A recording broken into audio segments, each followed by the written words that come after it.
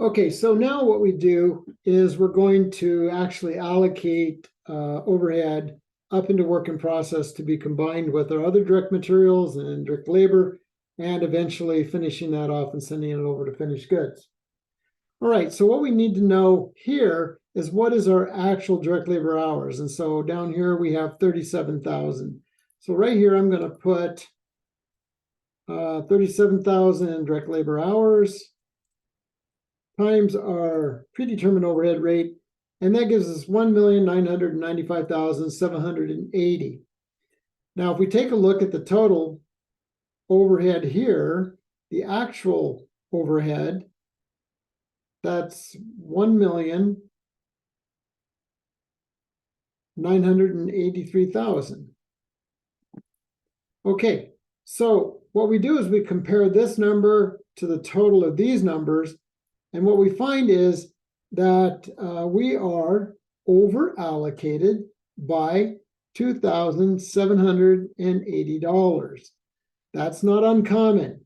So this is an over allocation. This amount here is greater than the amount over here.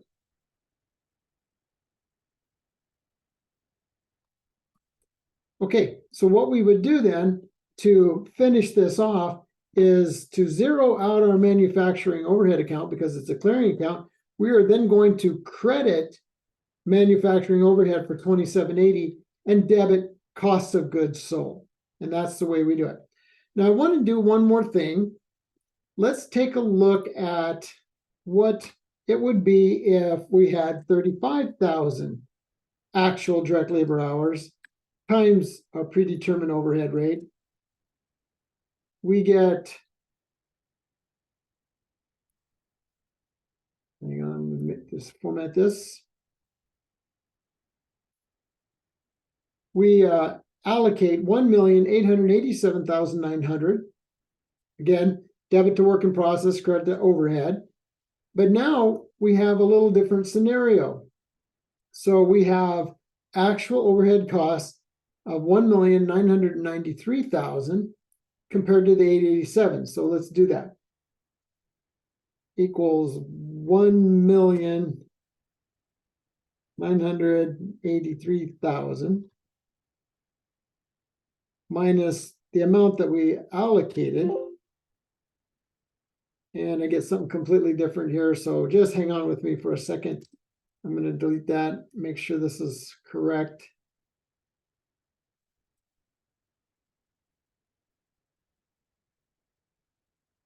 $1,993. Okay, so we have 1,993,000 minus 1,887,900, and that gives us 105,100 that we have under allocated. So this column pertains to under allocation of overhead.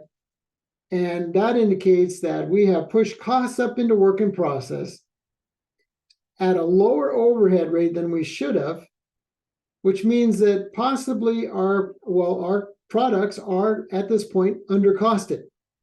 So what we do now is we dispose of this by debiting manufacturing overhead for 105,100 and crediting cost of goods sold for 105,100. And that completes the process for this video series. And I hope this helps you to understand the process of allocating, assigning a predetermined overhead rate, and using actual data to assign to work in process. And then after that, evaluating your manufacturing overhead accounts and zeroing them out at the end of the period.